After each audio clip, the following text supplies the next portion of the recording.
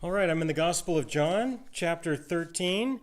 Gospel of John, chapter 13. This is the conversation that Jesus is having with his disciples at the last Passover.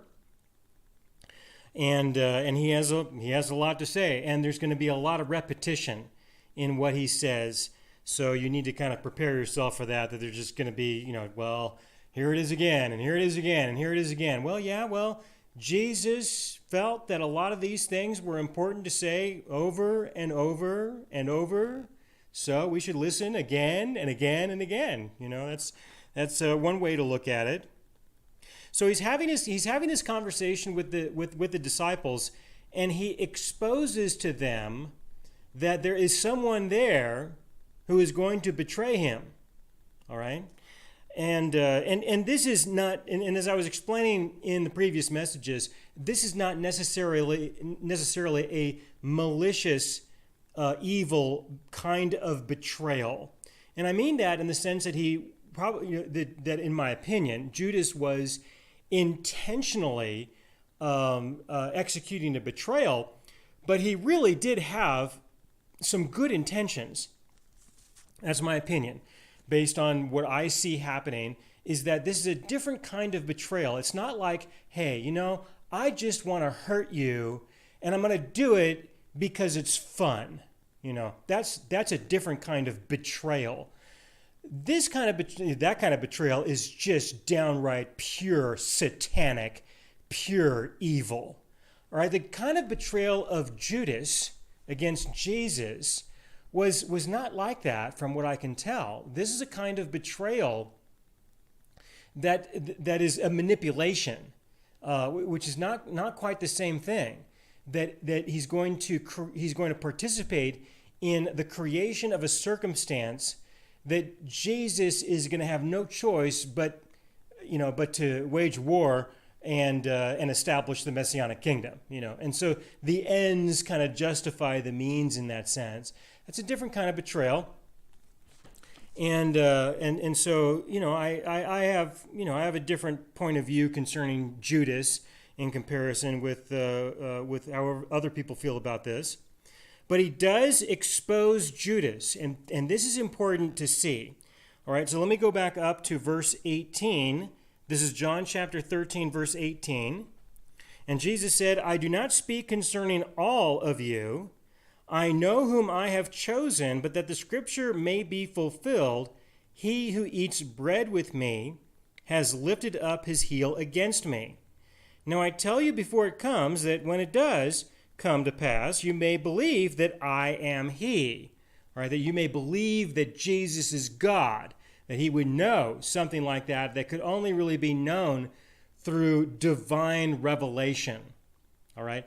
That just doesn't mean that because someone receives divine revelation that they're God. It just means that this is a way that Jesus is revealing that he is the living God, and that they may believe when they see that this comes to pass. Going to verse 20, though, "Most assuredly I say to you, he who receives whomever I send receives me, and he who receives me receives him who sent me."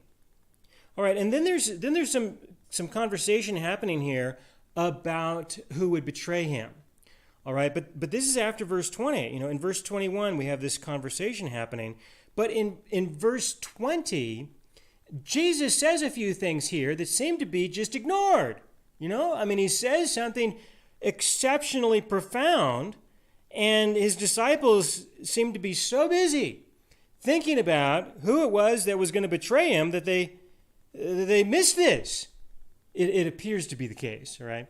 Now, John has recorded this, so he paid attention enough.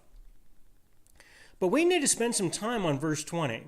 Verse 20 has a lot of really important content to pay attention to. All right, going back to verse 20, Jesus said, "Most assuredly I say to you, he who receives whomever I send receives me, and he who receives me receives him who sent me." Well, let's start with this idea of him sending someone else. All right? Now, this is a change in the relationship between him and the disciples. He has sent them out previously. He did that during his ministry. But that was a temporary experience. This is a little bit different. The kind of sending that he's going to be referring to is going to be, perhaps a lifelong encounter, a lifelong experience. But it does change the relationship between him and his disciples such that they are going to really be representatives of him. All right? So when they become representatives of him, they become a person who he sends out. There's a different word for this, a different word that has a definition that fits this definition. And that's the word apostle. They are disciples and they are going to become apostles, which just means someone who is sent out. It's easy for us to take this word and say, okay, the apostles, and there's only going to be 12 of them. And that's it. You're only 12 in the entire history of humanity. And well, not if you use the definition of that word in its general context and in its general purpose. You can also consider the fact that the disciples, the apostles, they're not alive. And so if there's going to be any sending going out, it's going to have to be other people. So other people are going to be sent out by God. All right. And so this is a change, a kind of change in the relationship between Jesus and the disciples, these guys. They're going to become apostles that he's going to send. He's going to send these guys to go out and speak with other people. All right. Now, this tells us a lot about our God. It really does. Okay, we have a God who wants us to, his disciples, his apostles, he wants his children of God, to be a participant in the work that he is involved in. He wants us to participate. And a big part of this work is about people knowing who he is, knowing their God. That's the fundamental part of his work. For people to know him, they have to be informed. It's part of it. There's more to it than just that. They have to be made spiritually alive, especially. But they have to be somewhat informed about their God. They have to know that there is a God. They have to believe that there is a God. And just getting past that point is an enormous challenge. Can you even get past that? In most cases, people don't want to even discuss whether or not there is a God. They love to talk about religion. That's absolutely.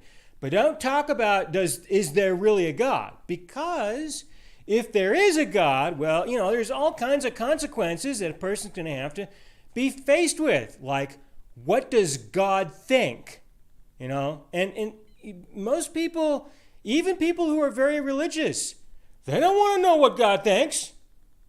Let me say it again. Many people who are religious do not want to know what God thinks.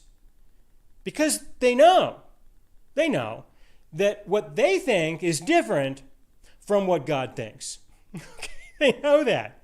And so it's easier and more comfortable to just do religion, just do that. Who cares, about anything else? Religion is good, especially if my religion is better than yours, that kind of competition, which is totally meaningless, except to increase somebody's personal pride or something. But that's a big task.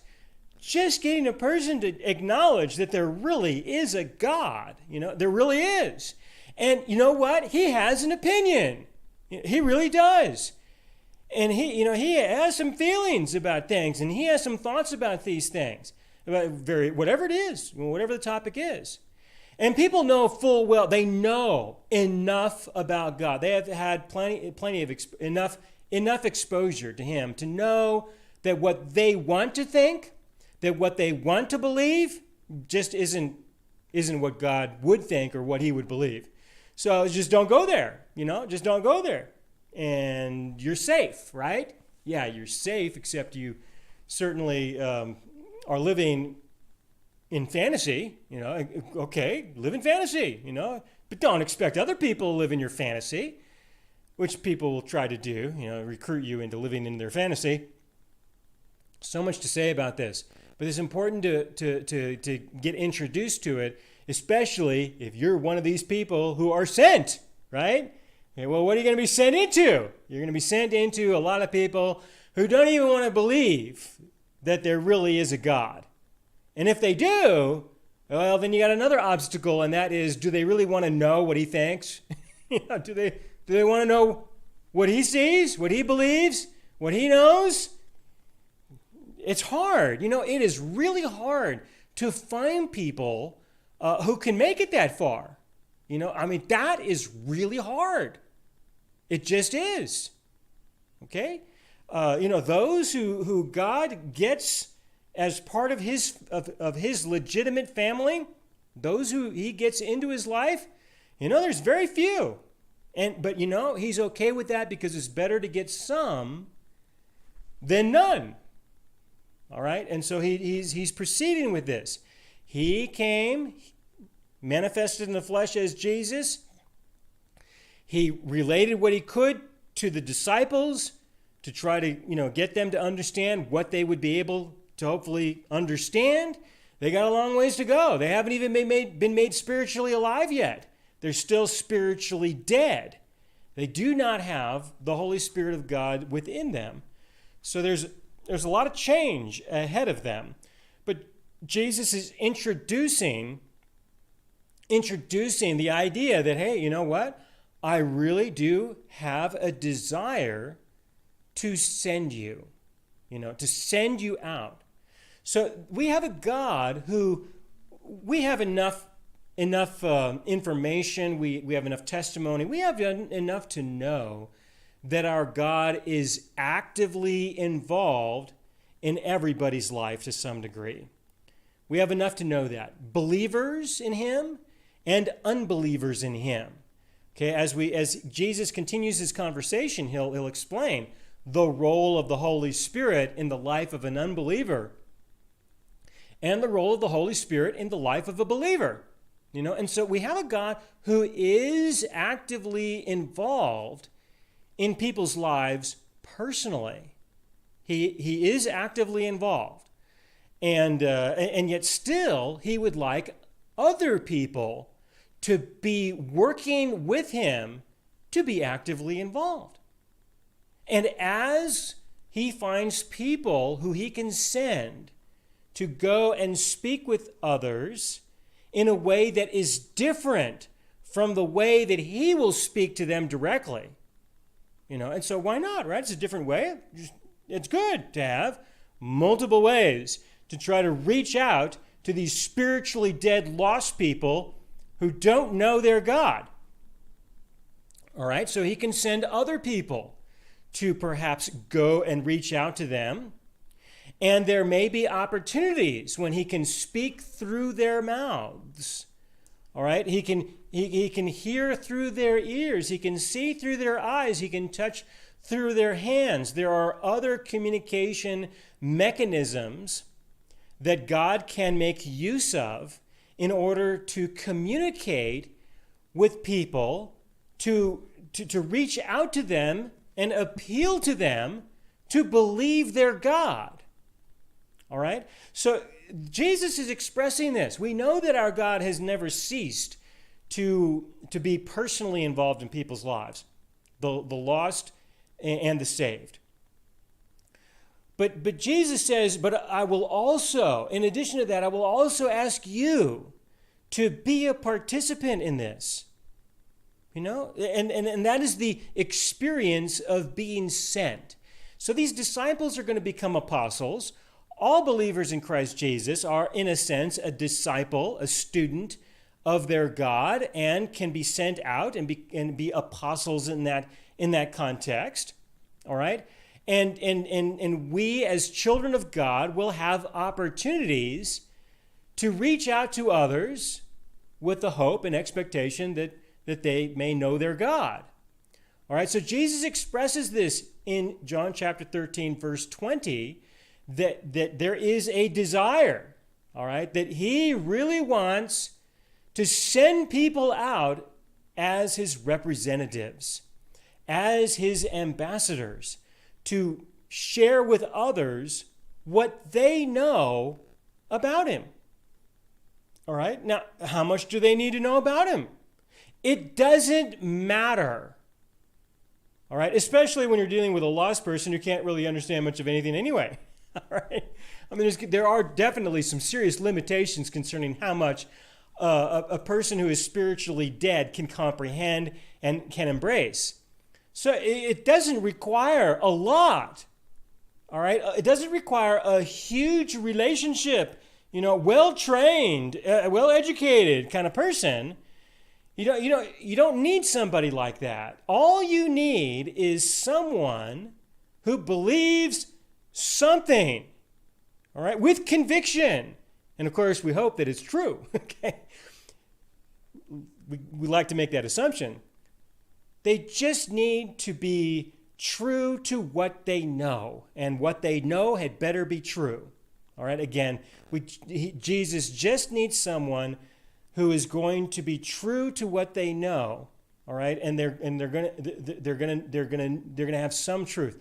I can't remember exactly how I said it. It's a good thing we got this recorded, right? I was trying to repeat it in the same way, but you can rewind and see that. All right, so I'm moving on, okay? We just need someone who knows something, all right, with conviction, with a basic foundation that they can work off of for themselves, and then they can go and share that with other people. All right? And of course they're going to be, you would be asked questions that you wouldn't have answers for, or be confronted with topics that you wouldn't know and you wouldn't understand. Just be honest, and say, you know what, I don't know, but that's very interesting and that's worth looking into. I'm going to do that. Maybe you should too, and not just use it as some kind of an excuse, but look for, what could be some answers to that? What are some possible answers to those kinds of challenges or concerns or, things that may be important to that person, or those things may have no importance to them at all, and they're just saying it just to keep you busy with things that are not important to them, so you don't deal with things that are really important to them.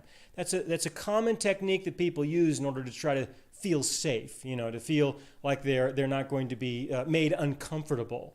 They're very comfortable talking about things that they really don't care about, but to talk about things that they do care about, well, that's getting too personal. It's getting too close in a sense. So be understanding, concerning that, and be kind. But it's important to understand that we have a God who wants the people who believe in him. He wants these people to be participants. That is what is expressed by Jesus when he says this. All right? So let's look at this again. Verse 20. Most assuredly I say to you, he who receives whomever I send receives me. So he's going to send people. Could be you, could be me. He's going to send someone. And if we are received, all right, if we are received by this person, then in a sense, they are receiving the one who sent us. We are representatives of our God. Obviously flawed, obviously we're not him, but we're representatives at least to some extent. All right? And so the hope is that they will receive the one who sent us. Well, that's kind of a challenge sometimes. That's kind of tough. There are a lot of people who will receive you just fine. You seem like you're a nice person. You seem like, you'd be a good person to know. Maybe you're successful with some things. Maybe you would be a good person to build a relationship with, and maybe maybe establish some business deals with or something like that and work together to accomplish some things. There are many ways that people can view someone, who has a sense of righteousness, truth, integrity, and so these kinds of people can be well received. You can be received. People might receive you just fine, but they don't necessarily want to receive the one who you represent. Okay, and this can be a problem because that's not what Jesus had in mind. But the people who you go to may decide that this is what they want to do. And you just have to understand that that's what people are going to do. They may even consider you as a holy person. You're a holy person.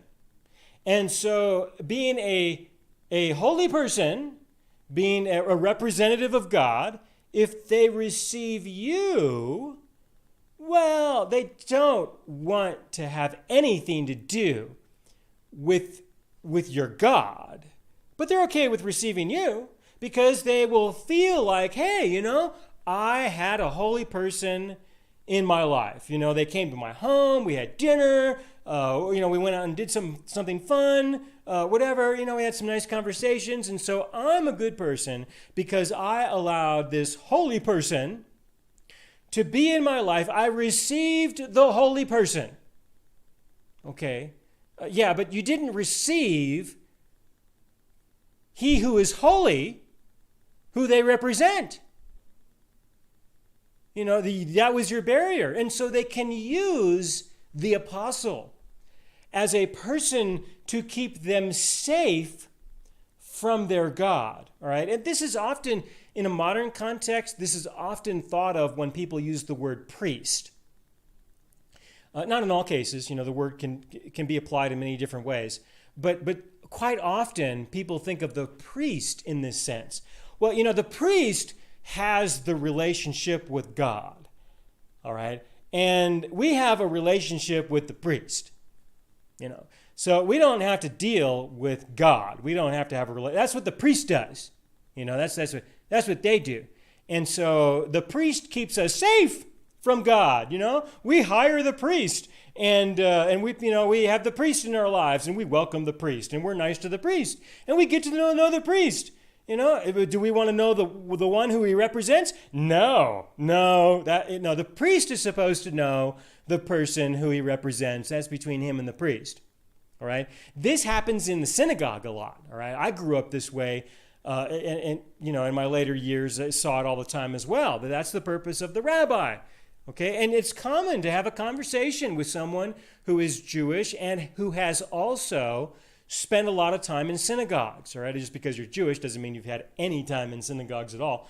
But someone who has had time in synagogues, you'll find that most of these people will have that kind of an attitude. You ask them, well, tell me about your God. They say, well, I don't know anything about my God, and I don't want to know anything about my God. What does your God think? Doesn't he have a definition of truth concerning this topic or that topic? And they would say, no, we don't care. We don't go there. That's what the rabbi is for. Okay? The rabbi is supposed to know all of that. The rabbi is supposed to get into all of that. As far as we're concerned, hey, we're just Buddhists, okay, who practice Judaism, and that's okay. I'm not condemning that. I'm just saying that people don't really understand reality. What is real. People are thinking about something as if it's something, but it just isn't. It's not what people generally think. All right. So a person can receive the holy person and yet not receive the one who he represents. And this is what Jesus wants. That's what he said. He who receives you, I sent you. So if they receive you, they receive me. And if they receive me, then they receive their God, the one, who I represent. That we're going to make those transitions. We're going to make those steps. Get to know the truth a little bit. Get to know the person who proclaimed the truth. Get to know who this person is, and a little bit at a time, a little bit more, a little bit more, as we are able to handle it, we will grow more and more to understand who our God is. That is what he would like to see. But like I said, there are a lot of obstacles, a lot of different kinds of obstacles that will make it a challenge for these other people to make it that far. It's not our responsibility to get them in that direction. It's not we're not going to be accountable for that. It's not our objective. Our objective is to be true to our God. Our objective is not to get somebody else to be true to our God. All right. And so it's important to keep focus and keep your focus where it needs to be, which is on a dependency on your God and not on the outcomes. All right. So there's a different way to perceive this than what a lot of people think of. They think, well, if I'm going to be sent by God, well, then there's going to be great outcomes. There's going to be great accomplishments. There's going to be great success. And, well, it depends on how you measure it. All right? If your God sends you, okay, if he sends you, then you go. And if you go, then when you get there, you are put. All right? That's what it is. So if you know who sent you, and you know who put you where he sent you, and you went, you were sent, you went, and then you were put, then it shouldn't matter what the outcome is. All right? Because between you and your God, you are good. You have done what he has asked you to do. And you will be his representative regardless of the outcome. This is really important. The outcome is not how you measure the success of this experience. And that's hard for people. I've discovered this is quite hard for people. Because we want to see these successes. We want to see people just leap out of their chair and praise Jesus kind of thing. And I suppose that happens sometimes. But whether it happens or not is not the measurement of success. The measurement of success was, did you do what your God asked you to do? That's the measurement. And if the other person will be responsive to the truth, in receiving you, then they will receive the one who sent you, and they will be, in a sense, receiving their God. But that depends on the way that they receive the truth that is manifested. All right, that just depends on them. And they have the freedom to choose, to decide if they want to believe the truth or to reject the truth. And it's important for everyone to have this freedom. It's very important. God does not want people in his life who are there because they have to be. He wants people in his life because they want to be. They want to be in his life. They want to know him. They want to know. And if you don't, well, then stay away. Just go away, kind of thing. Don't bother God. Leave him alone. Because he's not interested. He's going to protect himself in many ways from people who are just going to be a waste of his existence. He's got better things to do with his life. He really does. All right, now how would you know if he sent you? How could you know? There is no way that I can answer that question for you. All right, I'm asking this question because it's a question I think everybody should consider and everybody should ask, but the answer is going to have to be an individual answer for each person. I can think of no way that anyone could tell anyone else, how will you know? All right? I can testify of myself, but I cannot teach others so that they may know. That's not possible. I am not God, and that is in his domain. That's his domain. That's his space, and that's a personal thing that he's not going to allow anyone else to have with you. That's something only between you and him. All right, but I can testify of my own personal experiences. The first thing that I would want to say about how would you know if you're sent, okay? If you don't know, all right, if you have some uncertainty, chances are he's not sending you, okay? You can just go with that. And the reason why I feel I can say that with great confidence is because I know that my God does not have a communication problem, all right? I'm pretty sure about that. So if you are uncertain, then chances are he didn't. Now, if you are feeling certain, that doesn't mean that he is either. Don't hold him accountable to that. If you feel this certainty of some kind, however you may have measured it, that doesn't necessarily mean that God's a part of it. All right, I know that. So you have to be a little bit cautious. It's helpful to know a little bit about the law. And I mean this in the sense that there are some people who I've encountered who use something called omens. Okay, omens. And an omen is establishing or the seeking of an omen, some kind of a sign of some kind, whatever that might look like. They're looking for some kind of an experience. Okay, there's an experience that occurs. And then they establish truth on the basis of that experience. Okay, and this is usually manifested as they're going to give an interpretation to an experience. Something happened, and so let's interpret it. And when you interpret it, you're trying to define truth on the basis of an experience. This is the definition of an omen, which is a direct violation of Deuteronomy chapter 18, verse 10. Okay, Deuteronomy chapter 18, verse 10 fits in the category of witchcraft and sorcery kind of stuff. The pursuit and the reliance on omens. Okay, so you have to be a little bit careful with how you might define this conviction or this belief that your God has sent you.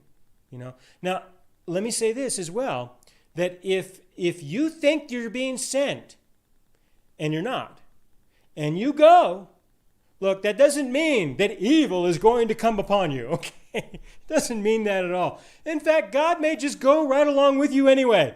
He may not have sent you, but he'll go. He'll go.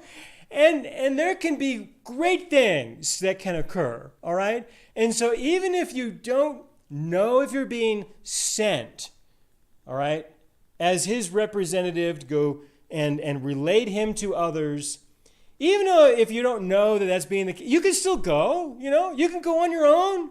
You're free to do that. And he'll go with you, and he'll probably look for opportunities to relate himself to others, and people can be saved and people can get to know him more. There is a lot of opportunity there. There's no requirement that you be sent by God before great things can happen. Absolutely not. I'm just saying that this is a part of the relationship that we can have with our God. It's just a part of it. All right, now how would I know that I have been sent? And trust me, absolutely, I have gone and done a lot of things as a representative of God without him sending me to do any of these things. I am not ashamed of that, okay? And I have seen great things happen. I've gone and I've just, in some cases, I've even had the attitude of, God, we're going over here. This is where we're going. I'm going to drag you along. We're going to go do this. This is what I want to do, And I don't feel bad about that. I don't think he feels bad about that either. If he wants to stop me, he may have something to say, and I can't recall any of those occasions at the moment, but I suspect there may have been a few in my past. But how would I know when he has? When I would say with conviction that has happened. Okay, now again, this is just my own personal testimony, and this is not thus saith the Lord, and this is not to be the standard by which you would evaluate your own life at all. Okay, I'm just giving you an example of something that I personally can relate to. All right, when I was new in the faith, after a period of time of going through the scriptures and trying to understand who my God was, there were a lot of times when I had no idea what was being expressed, what was being said. One time it was so bad that I put my Bible on the desk and I pushed it to the far side, to the other end of the desk. And I prayed. I said, God, I want you to know I am not going to read that anymore. That's my prayer. I'm informing you.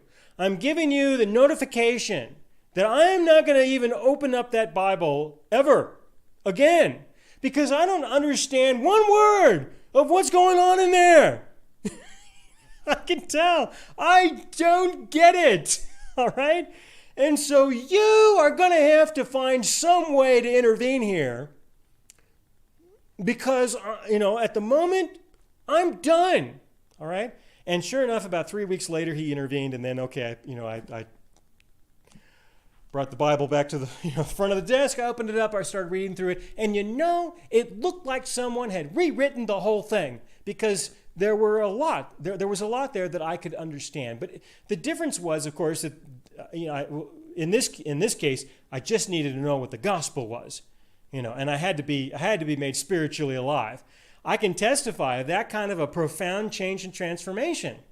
That's my own personal experience. All right? Doesn't mean that it's going to be anybody else's in the history of humanity, but that was mine. And so as I would then go through many passages in the scriptures, and the Lord would illuminate, okay? He would illuminate my understanding. And I knew it was him because I knew I would have never understood that. It had to be a divine revelation because there's no chance that I would see that myself. And when this would take place, it was as if a voice was speaking to me. All right? It was as if. But it was in my spirit. It wasn't near my ears. It was in my spirit. It was in the core of my being that I could tell that there is a kind of voice that is speaking to me and sharing things with me that I know I definitely would have never thought of myself. And there is an illumination taking place concerning the things that he had to say.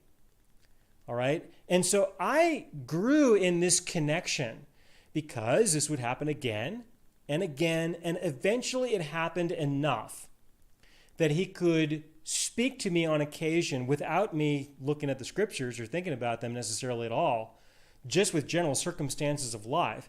And don't think like this happened, every hour or something, or every day or every week. I have no idea what the regularity was. I don't remember, but it wasn't, it wasn't like a lot. It was just enough to know his voice eventually, so that when he spoke, I knew it was him. And there has only been, a few occasions since then where he has related to me in that way. It's not like this happens a lot, happens that often, but I have made a lot of major decisions in my life because I genuinely believed that was what God wanted me to do, that I was being sent in that capacity.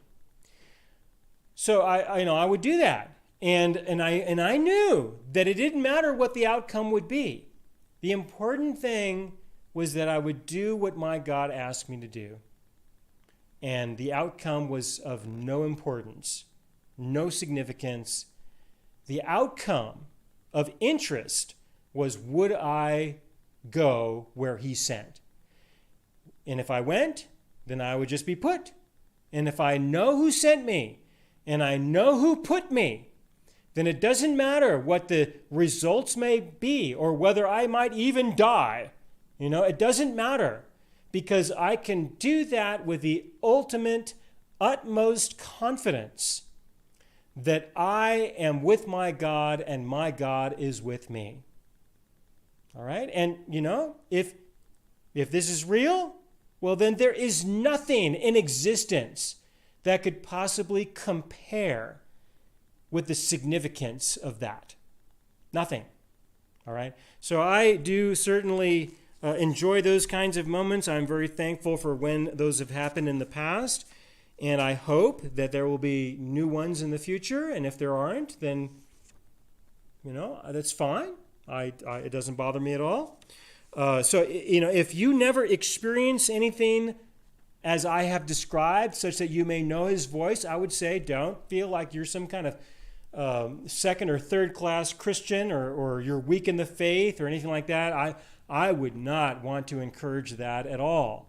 All right, or if he never sends you in any sense of the word, then don't feel like you're missing out necessarily. I would not want to encourage that. The objective of the Christian life is that you may know your God. All right, as others may know him, that's good, but it's something else. All right, it's something else that is a part of that. Okay, so going back to verse 20, most assuredly I say to you, he who receives whomever I send receives me, and he who receives me receives him who sent me. And in this transactional description, the end result is that people may receive the true and living God. But as I explained, there can be a lot of obstacles that might prevent that from really unfolding to the degree that God wants. And it does just simply have a lot to do with the choices and the decisions that people make for themselves. All right, let me move forward into verse 21. Verse 21, when Jesus had said these things, he was troubled in spirit and testified and said, most assuredly I say to you, one of you will betray me. So he repeats the idea of betrayal. Then the disciples looked at one another, perplexed about whom he spoke. Now there was leaning on Jesus' bosom one of his disciples whom Jesus loved. Chances are this would be John himself, the one who was writing this. He would identify himself in that context as one who Jesus loved because he names other people. In verse 24, for example, Simon Peter therefore motioned to him to ask who it was of whom he spoke. Then leaning back on Jesus' breast, he said to him, Lord, who is it? Jesus answered, it is he to whom I shall give a piece of bread when I have dipped it. All right, so he's going to take a piece of bread, which is going to be a piece of unleavened bread. He's going to dip it into some stuff. All right, and there's lots of good explanations as to what that stuff could have been. And he's going to give it to someone else, right? So who I give this to, that's the person. And having dipped the bread, he gave it to Judas Iscariot, the son of Simon.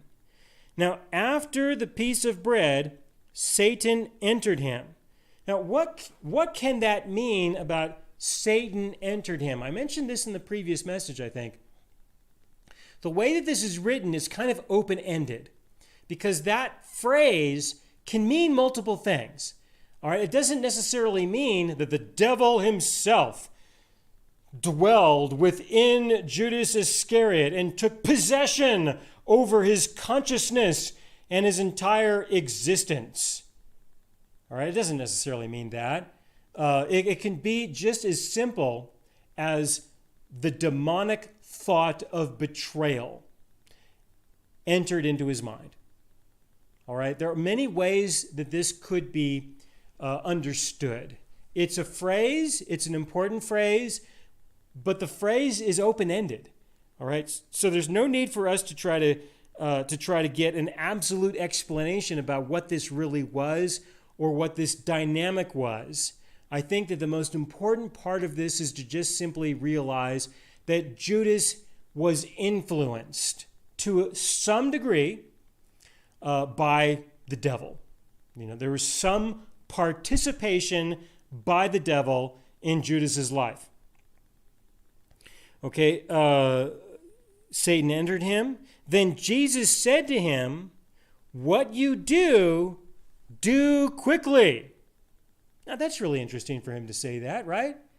He has exposed Judas as the one who will betray him. And what does he say to him? He says, now what you're going to do, you better do it really fast. Okay?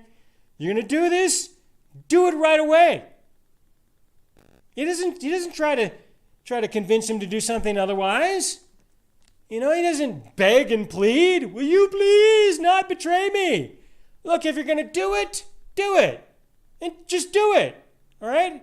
Don't wait around. Go ahead. Show me who you really are. Show everyone else who you really are. What you really are. Come on. Bring it on. Okay? Look, let's see it.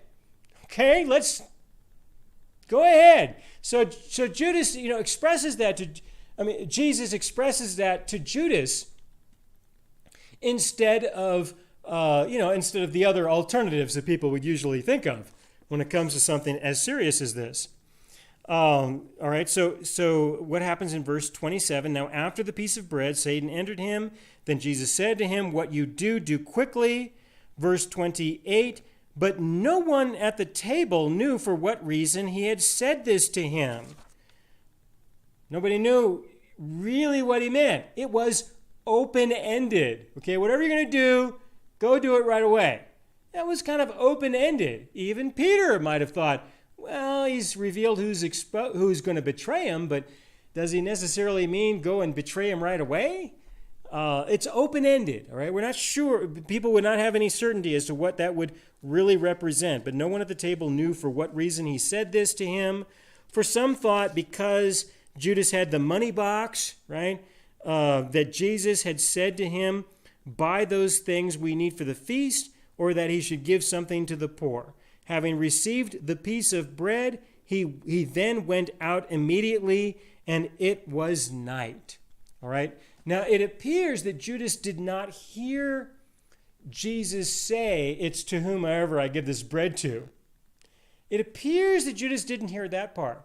But Judas did hear the part that Jesus said, "One of you is going to betray me." And Judas would have known that it was him. And then Jesus says, whatever you're going to do, go do it right away. All right, now what you have here is you have a situation where most likely this decision that Judas has made has been exposed. All right, Judas has been exposed.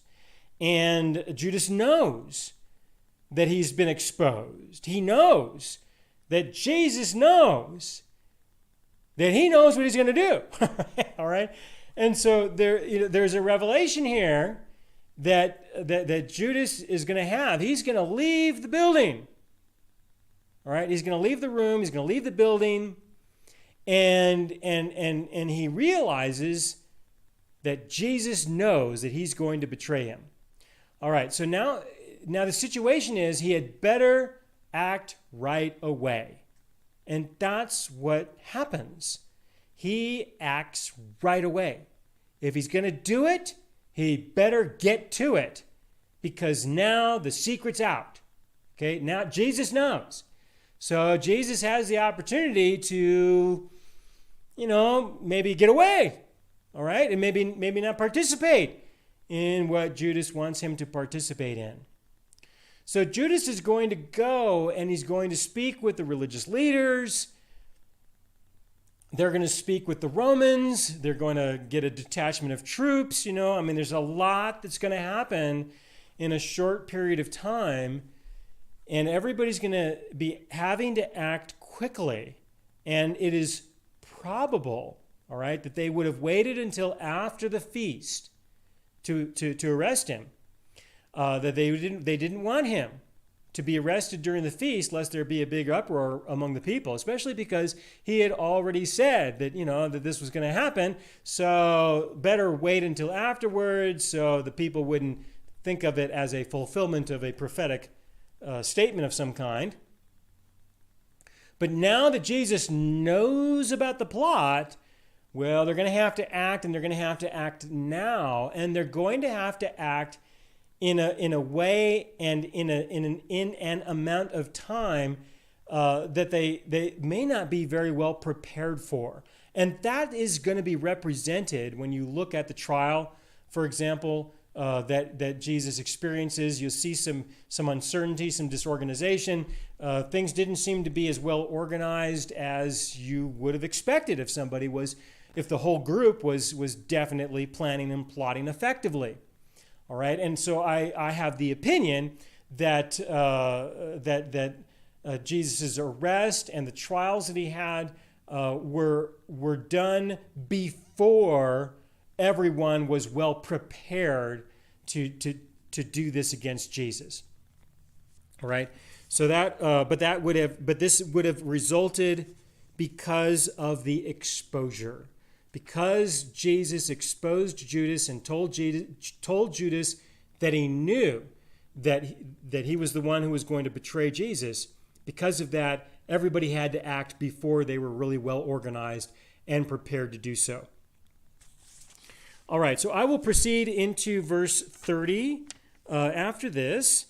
After this message, next message, I'll proceed into verse 30, 31.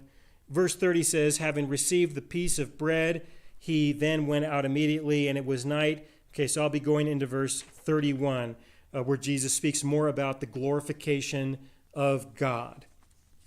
All right, for those of you who are using this for your small groups, I got an interesting question, or at least I think it's an interesting question, that you might consider using in order to start some discussion. Where would you like to be sent? All right. Where would you like God to send you?